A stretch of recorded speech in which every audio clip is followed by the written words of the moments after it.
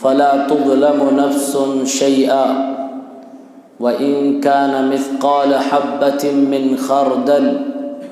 أتينا بها وكفى بنا حاسبين۔ محترم سامعین کرام، حاضرین مجلس، چند منٹ پر مشتمل یہ نصیحت کی باتیں ہم اور آپ سننے کے لیے بیٹھے ہیں۔ شاید آج سے تقریباً 7 سال پہلے، سب سے پہلے جب میں اتر پردیش کی زمین چھوڑ کر کسی اور جگہ پر دعوت و تبلیغ کی غرض سے نکلا تھا تو وہ سرزمین جھارکھنڈ کی آپ کا یہ پیارا گاؤں تھا، جس گاؤں میں سب سے پہلے دعوت و تبلیغ کی غرض سے پہنچا تھا۔ آج پھر سے پلٹ کر میں آپ کے بیچ میں حاضر ہوں، اور یہ عارضی طور سے کہہ لیجیے ہمارے مخلص دوست محسن بھائی کی کرم فرمائی ہے، یہ ان کی محنت کا نتیجہ ہے کہ میں آپ کے درمیان آج پہنچا ہوا ہوں، ورنہ یہ وقت میں اس وقت برہیٹ کے جامعہ میں ہوتا۔ خیر آئیے میں آپ کو کچھ نصیحت کروں قرآن و حدیث کی روشنی میں۔ آج ہم اگر سماج کو دیکھیں، ہر آدمی ایک دوسرے کو دیکھے، اپنے آپ کو دیکھے۔ آج پوری دنیا میں ایک چیز عجیب طرح سے نظر آ رہی ہے، جو مالدار ہے وہ غریب کو کھا رہا ہے، یأکل القوی الضعیف کی مثال بنی ہوئی ہے۔ کوئی کسی کی کوئی اہمیت نہیں سمجھ رہا، جو جس کو چاہ رہا ہے، جہاں جتنا پا رہا ہے دبا رہا ہے۔ ظلم کرنے کی طاقت ہے تو ظلم بھی کر رہا ہے، اور انسان اپنی نجی زندگی میں بھی اتنا جری اور اتنا گنہگار ہو گیا ہے کہ بڑے بڑے گناہ بھی وہ بغیر سوچے سمجھے کر جاتا ہے۔ آج دنیا میں یہ ظلم کا، ایک دوسرے کے حقوق کو مارنے کا یہ جذبہ جو انسان کے اندر پیدا ہو رہا ہے، جو یہ انسان کر رہا ہے، آخر کیوں کر رہا ہے؟ اگر غیر کرے تو بات سمجھ میں آتی کہ وہ کہتا ہے کہ مرنے کے بعد ہمیں زندہ نہیں کیا جانا ہے، ہماری لاش ہمارے ماننے والے، ہمارے قریبی لوگ جلا دیتے ہیں، ہم دوبارہ نہیں زندہ کیے جائیں گے۔ وہ اس کا ماننا ہے۔ وہ اگر گناہ کرتا ہے تو تھوڑی دیر کے لیے ہم سوچ سکتے ہیں کہ اس کو دوبارہ زندہ ہونے پر یقین نہیں، اس لیے وہ گناہ کرتا ہے۔ لیکن جب ایک مسلمان کوئی گناہ کرتا ہے یہ جانتے ہوئے کہ مجھے دوبارہ زندہ کیا جائے گا، ہمارے جسم کے کتنے بھی ٹکڑے کر دیے جائیں، اللہ تعالیٰ انگلی کے پور سے بھی انسان کو زندہ کرنے پر قادر ہے۔ ہر انسان کو اللہ دوبارہ بنا کے کھڑا کرے گا، میدان محشر ہوگی، حساب کتاب دینا ہوگا۔ یہ ایک مسلمان کا عقیدہ ہے۔ جب ایک مسلمان اس عقیدے کو ماننے کے باوجود اپنی زندگی ایسے گزارتا ہے جیسے کافر گزارتے ہیں، یعنی وہ ایسے گناہ دھڑلے سے کرتا ہے جیسے کافر کرتا ہے، تب وہاں پر بہت افسوس ہوتا ہے کہ ایک مسلمان جس کا ایمان قرآن پہ ہو، جس کا ایمان نبی علیہ الصلاۃ والسلام کے فرمان پر ہو، جس کا ایمان قیامت کے دن پر ہو، آخرت کے دن پر ہو، حساب و کتاب پر ہو، رب کے سامنے حاضری دینے پر ہو، پل صراط سے گزرنے پر ہو، جنت و جہنم میں جانے اور بچنے پر ہو، جس کا ایمان اتنی تفصیل سے ایمان بالآخرہ پر ہو، وہ کیسے گناہ کر لیتا ہے؟ میں نے قرآن پاک کی جو آیت آپ کے سامنے پڑھی ہے، سورہ انبیاء کی آیت نمبر 47 ہے۔ یہ وہ آیت ہے کہ اگر شیخ اس آیت پر ایک ایک آدمی عمل کر لے تو اس کے سدھرنے کے لیے یہ آیت کافی ہے۔ تمام شریعت کے مسائل، تمام ترغیب و ترہیب کی احادیث اور آیات و نصوص ایک طرف یہ آیت مبارکہ اگر ہم سمجھ لیں تو ہماری زندگی جو لڑکھڑاتی ہوئی ہے وہ سدھر جائے، ہمارے جو گناہوں میں پھنسے ہوئے اور گناہوں سے لت پت ہمارے قدم ہیں وہ رک جائیں اور ہم نیکیوں کی طرف چل پڑیں، گناہوں کو چھوڑ دیں۔ آئیے دیکھتے ہیں اللہ نے اس آیت میں کیا کہا۔ اللہ رب العالمین نے فرمایا وَنَضَعُ الْمَوَازِينَ الْقِسْطَ لِيَوْمِ الْقِيَامَةِ، قیامت کے دن ہم ترازو رکھیں گے۔ اللہ فرما رہا ہے قیامت کے دن ہم ترازو رکھیں گے، انصاف کرنے والا ترازو رکھیں گے۔ فَلَا تُظْلَمُ نَفْسٌ شَيْئًا، جب اللہ رب العالمین قیامت کے دن ترازو رکھ دے گا، ساری دنیا کے لوگوں کے کرتوت ناپے جائیں گے، تولے جائیں گے۔ اللہ فرماتا ہے کہ کسی بھی شخص پر، کسی بھی ہستی پر، کسی بھی نفس پہ ظلم نہیں کیا جائے گا، ہر ایک کو اس کا حق دلایا جائے گا۔ دنیا میں اگر آدمی اپنی طاقت کی بنیاد پر کسی کے اوپر بیجا ظلم کر رہا ہے، کسی کے حق کو ہڑپا ہوا ہے، کسی کا حق دبایا ہے، کسی کو مارا ہے، کسی کی گالی دی ہے، کسی کے مال کو ناجائز طریقے سے ہڑپ کے کھا لیا ہے، یہاں تک کہ ایک تھپڑ بھی مارا ہے، تو اللہ رب العالمین فرماتا ہے قیامت کے دن میں ترازو لگاؤں گا، ہر شخص کے اعمال کو تولا جائے گا، صاحب عمل کو بھی تولا جائے گا، عمل کو بھی تولا جائے گا۔ فلا تظلم نفس شیئا، کسی آدمی پر ذرہ برابر بھی ظلم نہیں کیا جائے گا۔ وَإِن كَانَ مِثْقَالَ حَبَّةٍ مِّنْ خَرْدَلٍ، اللہ رب العالمین کہتا ہے کہ اگر رائی کے دانے کے برابر بھی کسی نے دنیا میں کوئی نیکی کی ہوگی، کوئی خیر کا کام کیا ہوگا، کوئی بھلائی کی ہوگی، کوئی برائی کیا ہوگا، اتینا بہا، ہم اس کو اس دن حاضر کر دیں گے، اس کے سامنے پیش کر دیں گے۔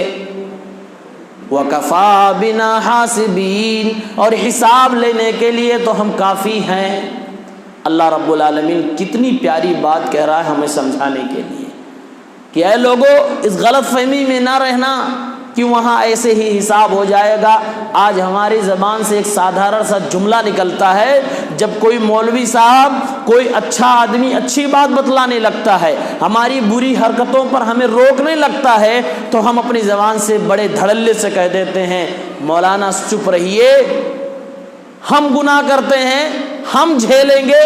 دیکھا جائے گا۔ آدمی نمازیں نہیں پڑھتا ہے، کوئی کہہ دے بیٹا نماز پڑھو، نماز کی پابندی کرو، یہ فرض ہے، اس کا حساب ہوگا۔ قیامت کے دن حقوق اللہ میں سب سے پہلے نماز کے بارے میں پوچھا جائے گا، تو ہمارا اور آپ کا جواب کیا ہوتا ہے؟ ٹھیک ہے اگلے جمعہ سے دیکھیں گے، دیکھا جائے گا، جو ہوگا دیکھا جائے گا۔ ہم اور آپ غلط حرکتیں کرتے ہیں، شراب اور منشیات کا جب استعمال کرتے ہیں، روکنے والا روکتا ہے تو ہماری زبان سے نکلتا ہے ابھی موج کر لو، مستیاں کر لو، آگے جو ہوگا دیکھا جائے گا۔ ہم قدم قدم پر گناہ کرتے ہیں، ہماری زبان سے ہر قدم پر ایک سمجھانے والے کے جواب میں یہ نکلتا ہے کہ ابھی جو کرنا ہے کر لو، آگے جو ہوگا دیکھا جائے گا۔ دیکھا جائے گا وہ لوگ کہتے ہیں جن کو پتا نہیں ہے کہ آگے کیا ہونے والا ہے۔ ہم کو تو ایک ایک چیز بتا دی گئی ہے، کیسے ہونے والا ہے، کس لمحے میں ہونے والا ہے اور کتنی تکلیفوں کے ساتھ ہونے والا ہے۔ اللہ فرماتا ہے میں ترازو لگا دوں گا،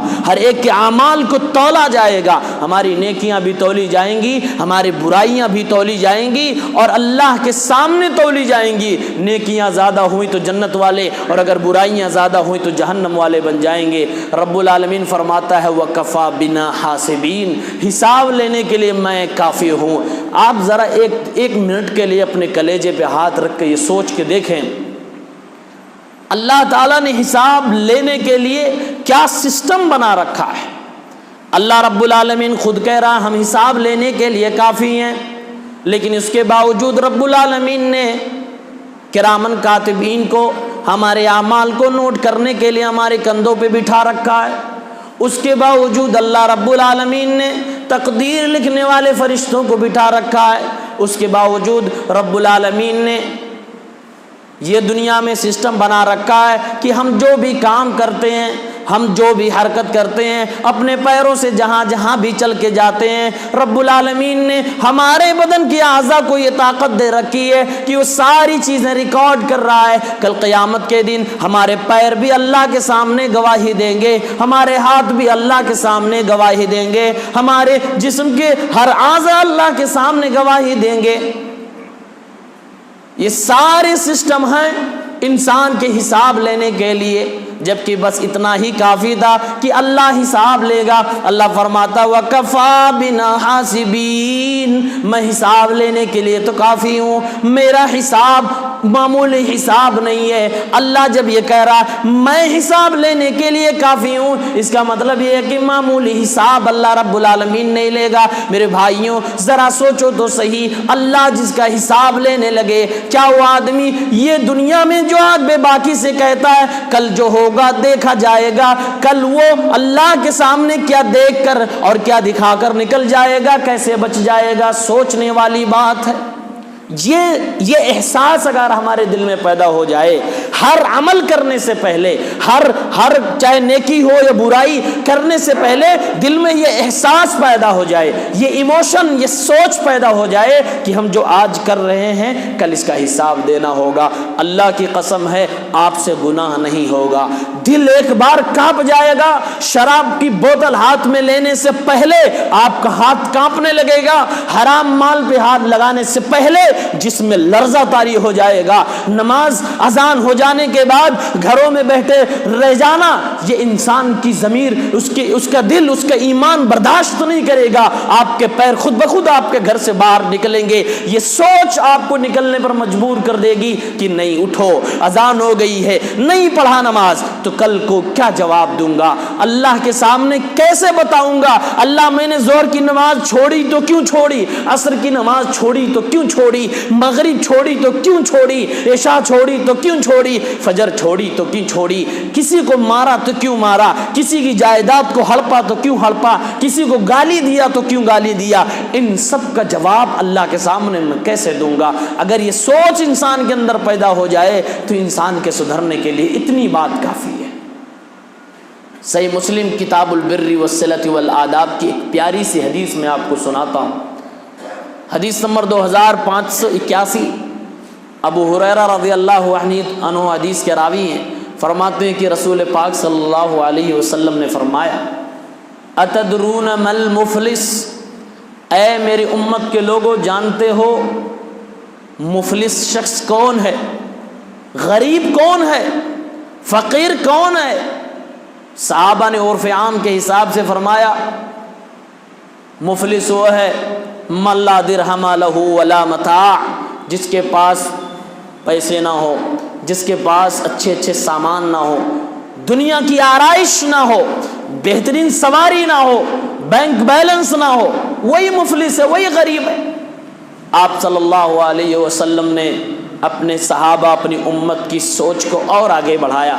آپ نے فرمایا یہ دنیا ہے، دنیا میں مفلس اسی کو کہا جاتا ہے، لیکن میری امت کا مفلس یہ بندہ نہیں ہے جس کے پاس دولت نہیں، جس کے پاس سامان نہیں، اچھی گاڑی نہیں، اچھا گھر نہیں۔ المفلس من امتی، میری امت کا مفلس وہ شخص ہے، میری امت کا غریب وہ شخص ہے، میری امت کا فقیر وہ شخص ہے جس نے نمازیں پڑھی، اللہ کو یاد کیا، ساری نمازیں قبول ہو گئی، رمضان کا روزہ آیا، روزے بھی رکھ لیا ہے، وہ روزے بھی قبول ہو گئے، اللہ نے توفیق دی، حج بھی کر لیا ہے، حج بھی قبول ہو گیا ہے، جتنی نیکیاں کر رہا ہے ساری نیکیاں اللہ اس کا قبول کر رہا ہے، کل قیامت کے دن اپنی ساری نیکیوں کو لے کے اللہ کے سامنے حاضر ہوگا۔ اللہ رب العالمین یہ میں نے اتنی نیکیاں دنیا میں کی ہیں، یہ میری نمازیں ہیں، یہ میری زکوٰۃ ہے، یہ میرے روزے ہیں، یہ میرا حج ہے، یہ میری صدقات ہیں، یہ میری نوافل ہے، اے اللہ یہ میری نیکیاں ہیں،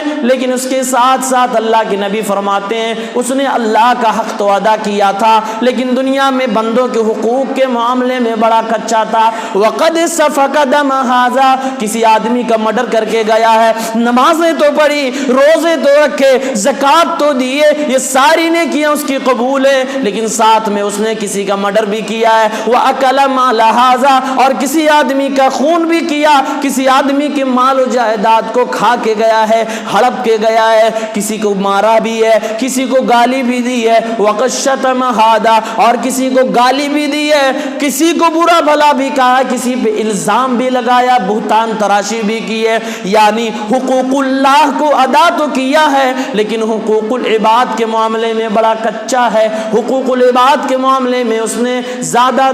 توجہ نہ دی اور اللہ کو خوش کرتا رہا اور بندوں کے اوپر ظلم کرتا رہا، کسی کو گالی دیتا رہا، کسی کے الزام لگاتا رہا، منہ میں جس کو آیا جو کہتا چلا گیا، فلاں تو چور ہے، فلاں تو زانی ہے، فلاں تو ایسا ہے، فلاں تو ایسا ہے، الزام لگاتا چلا گیا، جس کو من میں آیا گالی دیتا چلا گیا، جس کی دولت دل میں آیا ہڑپ لیا، کچھ پیسے کوٹ میں دے کر اس کی زمین کو ہڑپ لیا، کسی کو مارا بھی ہے، کسی کو۔ اللہ کے نبی فرماتے ہیں ایک طرف یہ ساری نیکیاں اور دوسری طرف یہ گناہ لے کر آیا ہوگا، ایسا بندہ اللہ کی بارگاہ میں حساب کے دن کھڑا ہوا ہے، اب اللہ حساب کیسا لے رہا ہے؟ حساب اللہ رب العالمین کیسے لے گا؟ یہیں پر ایک دوسری حدیث سن لیجیے، پیارے نبی صلی اللہ علیہ وسلم فرماتے ہیں قیامت کے دن میری امت کے لوگ عراۃً غرلم، میری امت کے لوگ قیامت کے دن ننگے بدن اٹھائے جائیں گے، یہ انسانیت ننگے بدن اللہ کے سامنے اٹھائی جائے گی، کسی کا ختنہ بھی نہیں کیا ہوا ہوگا، بدن میں انسان کے ساتھ کوئی چیز نہیں ہوگی، کوئی مدد کرنے والا بھی نہیں ہوگا، اللہ رب العالمین اس دن آواز دے گا، کیا فرمائے گا اللہ تعالیٰ؟ اے جہنم میں جانے والوں تم بھی رک جاؤ، جب تک کہ تمہارے اوپر کسی جنتی کا حق ہے، وہ حق جب تک تمہیں دے نہیں دیا جائے گا تب تک تم جہنم میں نہیں جاؤ گے اور یہ جنتی جنت میں نہیں جائے گا۔ اس کا کیا مطلب ہوا؟ اس کا مطلب یہ ہے کہ اگر ہمارے حق میں یہ فیصلہ ہو گیا کہ اب ہم جنت میں جا رہے ہیں، جنت میں جانے والے ہیں، اب جنت میں ہم کو نام دے دیا گیا، اب جنت میں ہم داخل ہونے ہی والے ہیں، اور ادھر جہنم میں جانے والے جہنمی لوگ کھڑے ہوئے ہیں، اللہ تعالیٰ آواز دے گا اے جہنمیوں ابھی تمہیں انصاف دلاؤں گا، یہ آدمی جو آج جنت میں جا رہا ہے اپنی نمازوں کی بنیاد پر، زکوٰۃ و صدقات کی بنیاد پر، حقوق اللہ کی بنیاد پر کھڑے رہو، جب تک تمہیں ان سے بدلہ نہیں دلا دوں گا تم جہنم میں نہیں جاؤ گے، یہ جنت میں نہیں جائے گا۔ پیارے نبی صلی اللہ علیہ وسلم کی حدیث یہاں پر ملاحظہ فرمائیں، اللہ کے نبی فرماتے ہیں کہ رب العالمین جنتی کا اس آدمی جو نیکیاں تو لے کر آیا ہے لیکن کسی کو گالی بھی دیا ہے، مارا بھی ہے، کھایا بھی ہے، اس کی نیکی کو اٹھائے گا اور اس بندے کے کھاتے میں ڈال دے گا۔ اب اس کی نیکی اٹھایا پھر اس کو دے دیا، پھر نیکی اٹھایا دے دیا،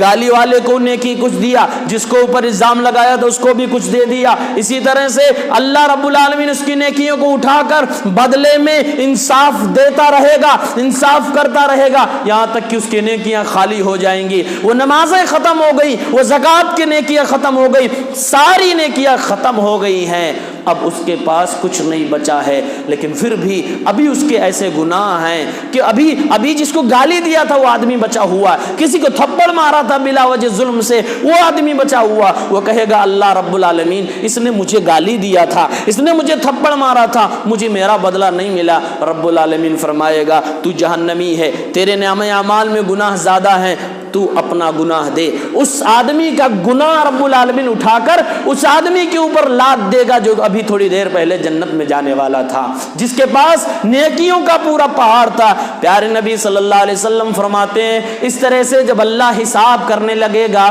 تو یہ آدمی جو نیکیوں کا پہاڑ لے کر آیا تھا، نتیجہ یہ نکلے گا اس کی ساری نیکیاں ختم ہو جائیں گی اور اس کے اوپر گناہ پلس میں لاد دیا جائے گا، نتیجہ یہ نکلے گا کہ اللہ کا فرشتہ اس کو گھسیٹ کر جہنم میں لے کر چلا جائے گا۔ اور میرے بھائیوں پتہ چلا اللہ کو راضی کرو، اللہ کے حقوق کے ساتھ ساتھ اللہ کے بندوں کے حقوق کو بھی ادا کیا کرو۔ میرے نبی نے تو یہاں تک فرمایا ہے کہ اگر کسی آدمی نے اپنے غلام پر الزام لگایا، اپنے غلام کو بلا وجہ تھپڑ مارا، ظلم کیا ہے، تو قیامت کے دن اللہ رب العالمین اس غلام کو بھی اس کے آقا سے بدلہ دلوائے گا۔ اللہ کے نبی کے سامنے ایک آدمی آتا ہے اور اللہ کے نبی کے سامنے بیٹھ جاتا ہے. کہتا ہے اللہ کے نبی صلی اللہ علیہ وسلم میرے پاس میرے گھر میں کچھ چھوٹے چھوٹے بچے ہیں. اے اللہ کے نبی کچھ غلام ہیں میرے پاس. اے اللہ کے نبی یہ غلام یہ چھوٹے چھوٹے جو بچے میرے گھر میں موجود ہیں، اے پیارے نبی صلی اللہ علیہ وسلم وہ میری بات نہیں مانتے، وہ میری بات نہیں مانتے، میری فرما برداری نہیں کرتے. کبھی کبھی میں ان کو کچھ مال دیتا ہوں تو خیانت بھی کر جاتے ہیں. اے اللہ کے نبی جس کی وجہ سے میں انہیں کبھی کبھی مار دیا کرتا ہوں.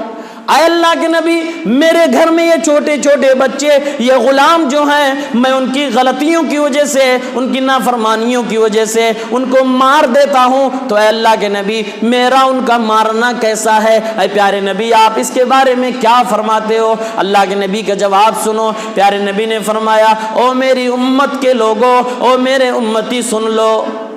اگر تو نے ان کو اتنا ہی مارا ہے جتنا انہوں نے غلطی کی تھی تب تو کوئی بات نہیں، حساب برابر ہو گیا، تیرے اوپر کوئی چیز نہیں ہے. لیکن اگر تو نے ان کو زیادہ مار دیا ہے، ان کی غلطی سے زیادہ مار دیا ہے، تو اللہ رب العالمین کل قیامت کے دن ان بچوں کو بدلہ دلائے گا اور تمہاری نیکیوں میں سے نکال کر ان کو دے دیا جائے گا. اور اگر تم نے ان کی غلطیوں سے کم مارا ہے، جتنی غلطی تھی اس کے حساب سے تم نے کم مارا ہے، تو انشاءاللہ تمہیں ضرور کچھ بدلہ دیا جائے گا، کچھ نیکیاں تمہیں دی جائیں گی. وہ آدمی رونے لگا، اس کی آنکھوں سے آنسو بہنے لگے. پیارے نبی نے فرمایا کیوں تیری آنکھوں سے آنسو بہنے لگے؟ کہنے لگا اے اللہ کے نبی یہ میرے گھر کے بچے ہیں جن کو میں نے ہاتھ لگایا، تو اس کے بارے میں آپ یہ فرما رہے ہو کہ اگر اس کو مار دیا ہوں میں، زیادہ مار پڑ گئی تو کل قیامت کے دن مجھے حساب دینا پڑے گا، میری نیکیاں ان کو دے دی جائیں گے بدلے میں.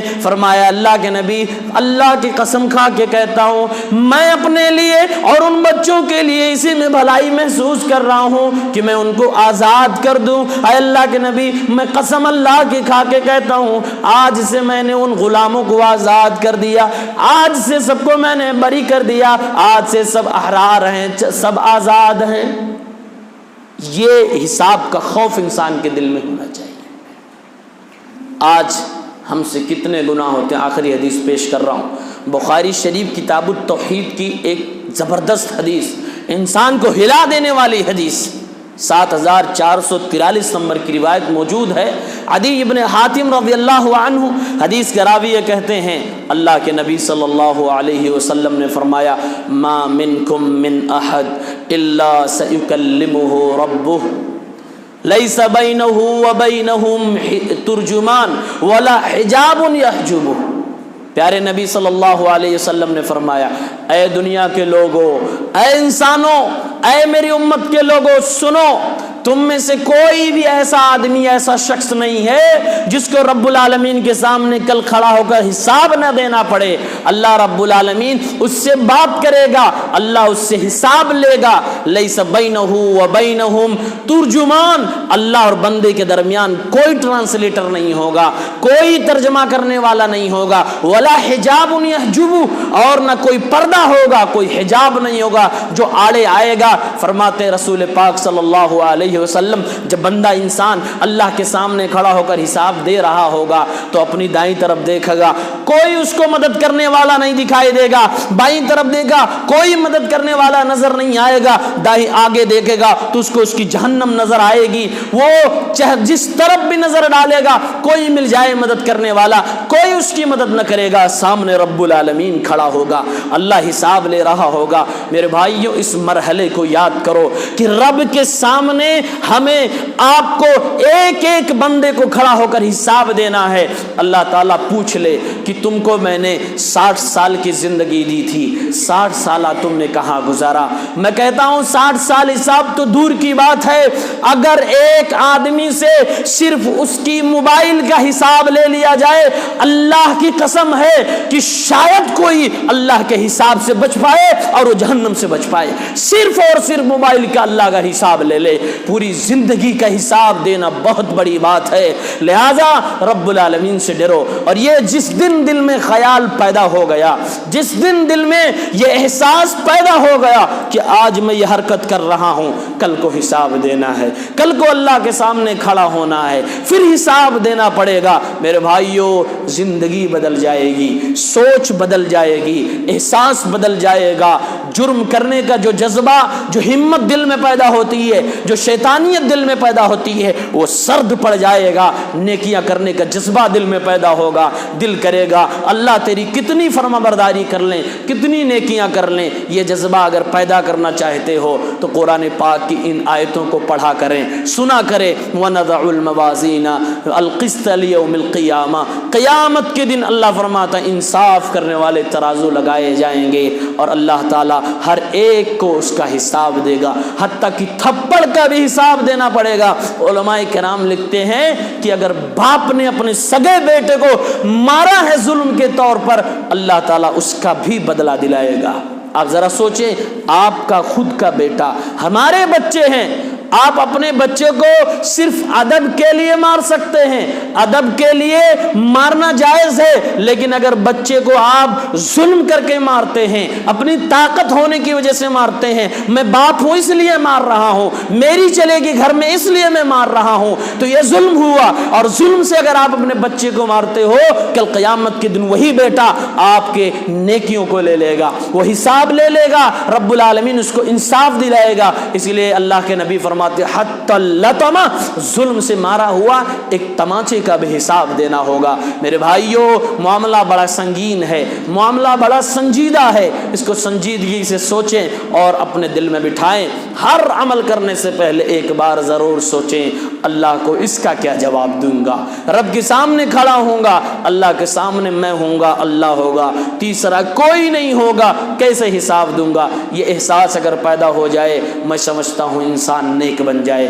اللہ سے یہی دعا کروں گا رب العالمین ہمیں نیک بنا دے، اللہ رب العالمین ہماری غلطیوں کو معاف فرما دے، الہ العالمین ہمیں تو ہمت عطا فرما کہ ہم نیکیاں کر سکیں۔ آج جو دور چل رہا ہے فتنے کا دور ہے، پروردگار جو تیرے نبی نے کہا تھا کہ ایک زمانہ آئے گا، ایک دور آئے گا کہ دین پر چلنا ایسے ہوگا جیسے آگ کے انگارے کو ہاتھ پر لے کر کوئی شخص چل رہا ہو۔ اے اللہ رب العالمین شاید وہ زمانہ آ گیا۔ آج اگر انسان چاہے کہ میں سود سے بچ جاؤں، قدم قدم پر سود دینے والے سامنے کھڑے ہیں، قدم قدم پر دنیا کے لالچ دینے والے کھڑے ہیں، قدم قدم پر گمراہ کرنے والے ہمارے پاس کھڑے ہیں۔ پروردگار ہمیں ہمت عطا فرما کہ ہم گناہوں کو گناہ کہہ سکیں، گناہوں کو چھوڑ سکیں اور اس سے کترا کر نیکیوں کو اپنے ہاتھوں تلے لے سکیں، قبول کر سکیں، اس پر عمل کر سکیں۔ پروردگار فتنوں سے نمٹنے کی توفیق دے، فتنوں سے بچا لے، الہ العالمین نیکیاں کی توفیق دے، الہ العالمین ہمارے نوجوانوں کی حفاظت کر لے، پروردگار ہماری ماں اور بہنوں کی حفاظت کر لے، الہ العالمین امت مسلمہ کی حفاظت کر لے۔ پروردگار ظالموں کے اوپر تو اپنا شکنجہ ڈال دے، ان کو تو گرفت میں لے لے۔ اللہ اگر آج ہم کمزور ہیں، ہم ظالموں کو بدلہ نہیں دے سکتے، تو طاقتور ہے، انک علی کل شیء قدیر ہے۔ الہ العالمین تو اپنی طاقت سے ان ظالموں کو پکڑ جو آج ہماری ہستیوں کو مٹانے پہ لگے، جو ہمارے نام و نشاں کو مٹانے پہ ترکیبیں کر رہے ہیں۔ پروردگار تو اپنی تدبیر سے، اپنی خفیہ تدبیر سے ہمیں بچا، ہمارے مسلمان بھائیوں کو، ہماری امت کو، پروردگار عالم سب کو اپنا نیک بندہ بنا دے۔ الہ العالمین ہماری نیکیوں کو قبول فرما، گناہوں سے بچنے کی توفیق دے، جانے انجانے میں جو گناہ ہوئے ہیں ان کو معاف فرما دے، آمین یا رب العالمین۔ سبحان ربک رب العزت عما یصفون وسلام علی المرسلین والحمد للہ رب العالمین، والسلام علیکم ورحمۃ اللہ وبرکاتہ۔